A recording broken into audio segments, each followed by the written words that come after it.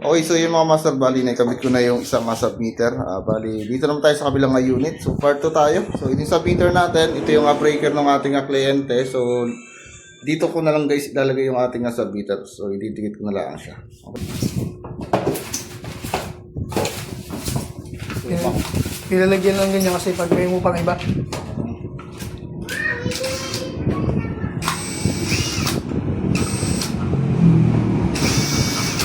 So, ganun lang mga master. So, meron tayo rito diagram. So, line side natin.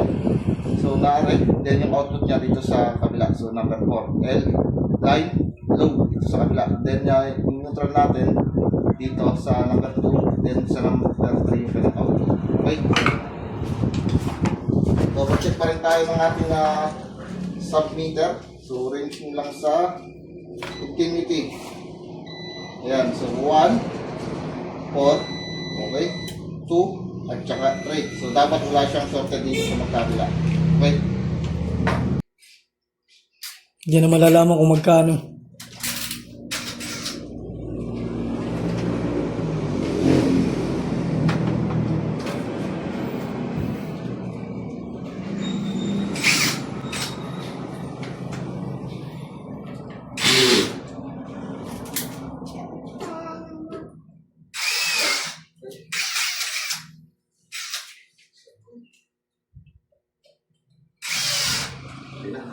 Okay. Pagkasin na natin itong breaker natin, ano master?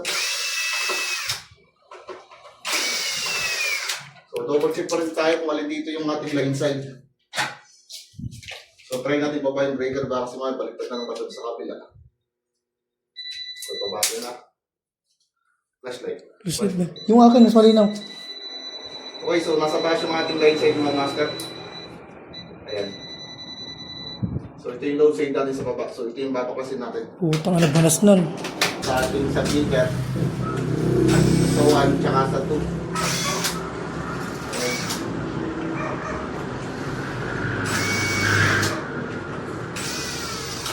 Okay, so mag-iingat tayo. Buha lang ito yung live. So, bawal tayo. Okay.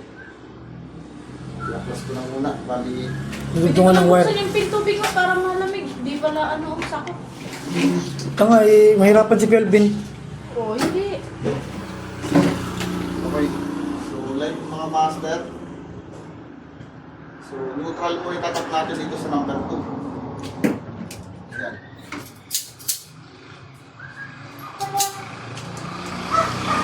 May ground yun. Yung kuryente yan.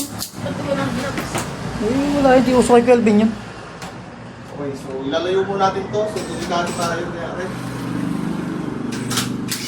Ingat. Ito yung may kuryente ito. Yung black ang may kuryente dyan. Tuloy ko muna rin.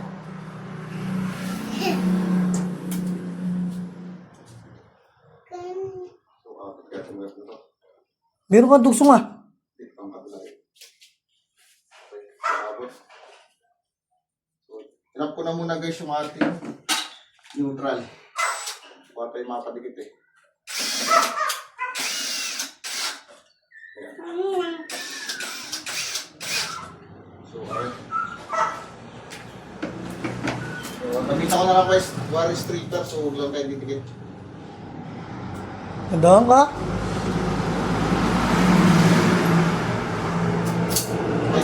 Okay.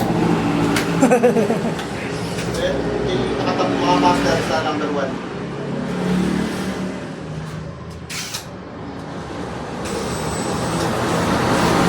Yeah. Okay, so load side na tayo mga master.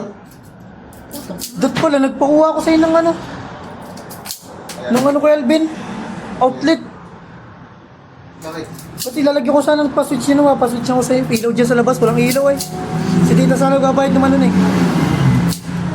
Wala ako nun. Wala ka ba nun? Itutok mo naman. Kung saan mo tinututok ay. Okay, so yung strip Dun, na. dun nga eh. Mga master, strip Yan yung ano, ano yan yung ano, yung may tape ay ano. Live. Okay, para sa susunod ay alam. So, tatapong mo guys sa breaker bago dun sa ating load side. Kami time so. Okay. So, yung may tape ko rito. So, live natin.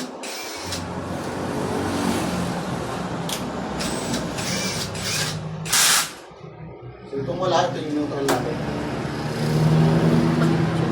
Hindi, wala pang kuryente. Pag nandun na sa ano ka. So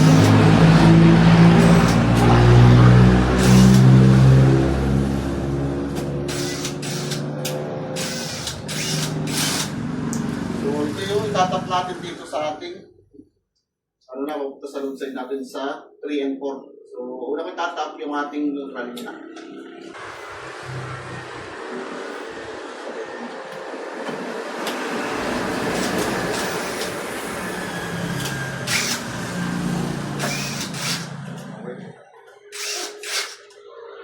Then yung light na.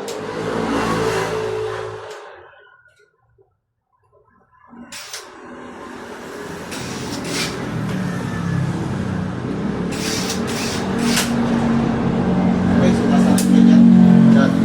So ginawa lang natin ito mga master. So yung line side nila, ayan, so ito yung line side natin ah. So iniligay ko rito sa 1 and 2. Then nag-add tayo ng wire para dito sa kabila. So ito na yung pa-load side natin, then ito na yung sa mga ilaw ng tsaka sa outlet. Okay, so rin lang mga master, then natatakloban na natin. Okay.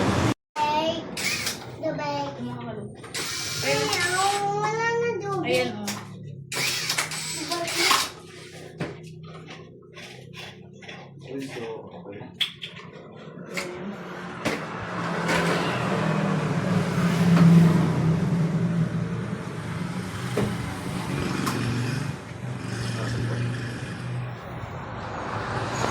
So yung mga master, bali nakabit na natin. So pupulan na yan. Hintayin nyo lang. Gaano na siya bibig. Kasi meron tayong load sa bahay. So tagal pumula. Yun, so okay na. Bali ganun lang kasimple mga master. So ito yung line natin. Ayan. Then ito yung sa load natin. So yung output niya, are, pupunta siya rito. Okay, so ganun lang.